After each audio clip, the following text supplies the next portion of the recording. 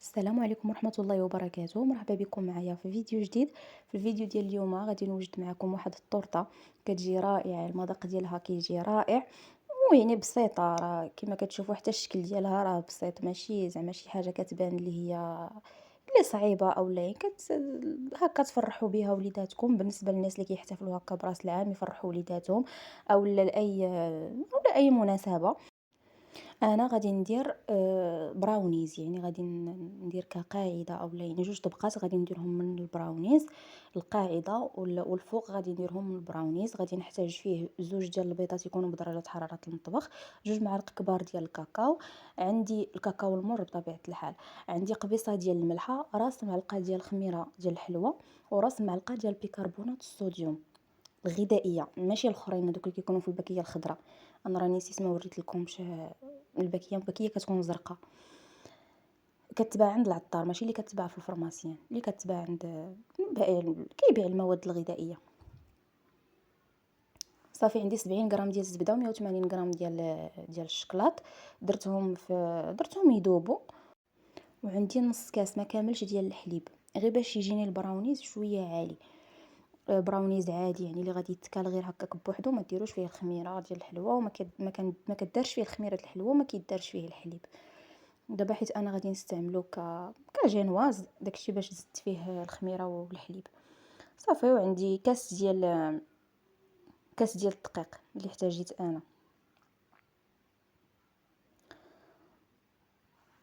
صافي كنخلط كلشي يعني دغيا دغيا راه كيتخلط. صافي وكنديرو هكا غادي ديروه في المول اللي بغيتو نتوما، وكندخلوه للفران يكون سخون على درجه حراره 180 درجه، من الفوق ومن التحت يطيب لنا 20 دقيقه. صافي هكا كنزينو من الفوق بقطع ديال الكركاع، تقدروا تزينوا تقدروا ما تزينوش. كزدت دوك القطع ديال الكركاع كيجيو زوينين حتى في المذاق فاش كتكونوا كتاكلوا هكا.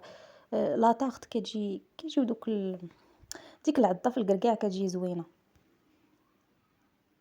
كندخل داك الكركاع مزيان في لاباط باش ما يبقاش من الفوق، وغادي ندوز باش نحضر طبقه ديال الجينواز، لان انا غادي ندير جوج طبقات ديال البراونيز وطبقه واحده ديال الجينواز اللي غادي تجي في الوسط، اللي غادي نحتاج فيها 4 ديال البيضات بدرجه حراره المطبخ، قبيصه ديال الملحه، 7 ديال المعالق كبار ديال سنيده، 7 ديال المعالق كبار ديال الزيت، 7 ديال المعالق كبار ديال الحليب، 7 ديال المعالق كبار ديال الدقيق، وجوج معالق كبار ديال الكاكاو.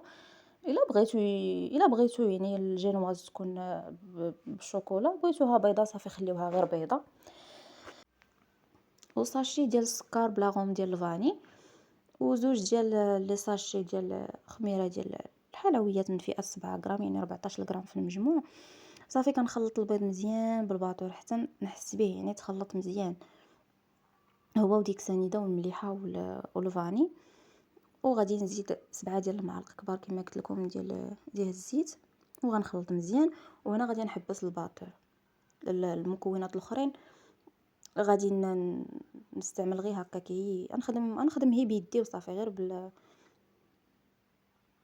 غنحيدو من الضو.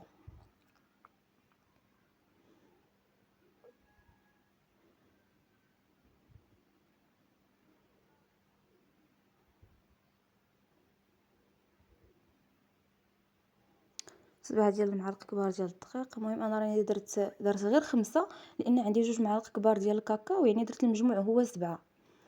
ولكن واخا هكاك يعني درت 7 ديال المعالق كبار ديال الدقيق، وعاد جوج معالق ديال كبار ديال الكاكاو. انا درت بحساب الكاكاو، ولكن وليت زدت دوك جوج معالق اللي خليت ديال الطحين.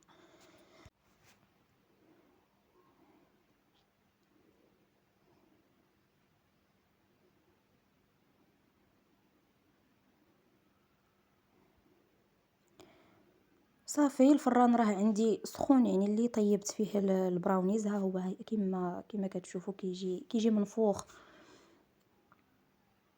صافي، وفي نفس اللاطه غادي نكب الجينواز ديالي، يعني الفران راه عندي سخون، غادي نطيب حتى هو حتى الجينواز غادي نطيبها في درجه حراره 180 غير من التحت. منين طلع الجينواز وطيب غادي نشعل عليها تحمر شويه من الفوق. صافي غادي نخرجها من الفران دغيا دغيا، ما كتاخذش لينا وقت طويل في الفران.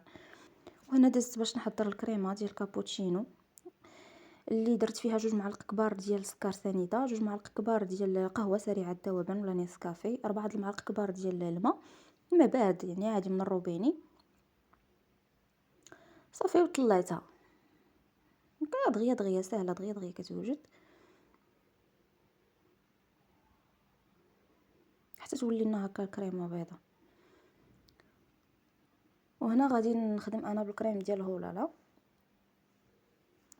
يعني نص غادي نديرو بالنكهه ديال القهوه ونص غادي نديرو بالنكهه ديال الشوكولاط، داكشي باش تما عندي الكاكاو. دابا غادي يعني خويت نص ديال العلبه، زدت عليه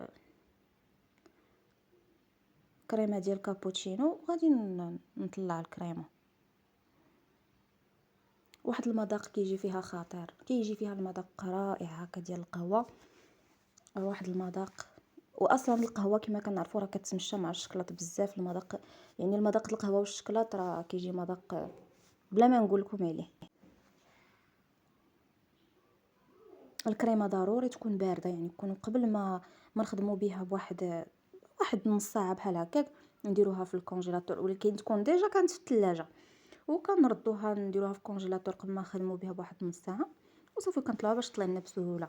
هنا خديت شويه ديال الشكلاط درتو مع الفويتين باش نديرو طبقه مقرمشه، طبقه كتجي كنعرفوا تجي هكا مقرمشه في الطورطه، وكتعطي واحد المذاق رائع.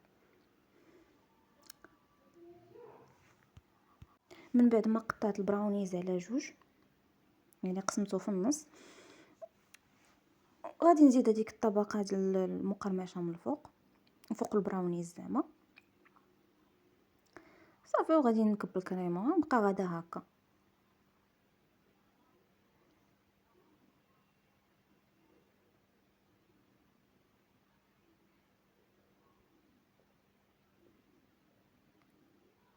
نحاولوا نجيبوها مقاده باش يجيونا الطبقات مقادين، يعني حاجه بسيطه باش تفرحوا بها وليداتكم، ماشي شي حاجه بروفيسيونيل ولا شي حاجه. ماشي بروفيسيونيل في الحلوى، ولكن هكا كتجيني يعني باش نشري حلوى كنفضل نصاوبها لراسي احسن. صافي هنايا وليت خديت الكريمه الاخرى وزدت عليها الشكلاط ديال الدهن والكاكاو، ودرتو من فوق هذيك الجينواز. راني درت الجينواز في الوسط من فوق الكريمه البيضاء، غير ما وقيلا ما تصورتش ليا ديك اللقطه حتى شفتها دابا في المونتاج. صافي ودرت هذيك الكريمه ديال الشكلاط وحطيت فوق منها الطبقه الاخرى ديال البراونيز،